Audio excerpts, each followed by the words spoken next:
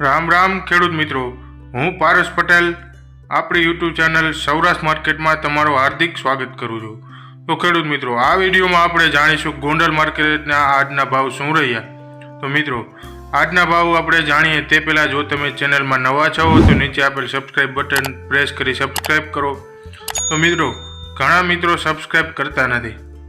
તમારા એક સબસ્ક્રાઈબથી અમને ઘણો સપોર્ટ મળે છે, તો સબસ્ક્રાઈબ કરવાનું ભૂલાય નહીં. તો મિત્રો, આજના ભાવ આ પ્રમાણે રહ્યા હતા.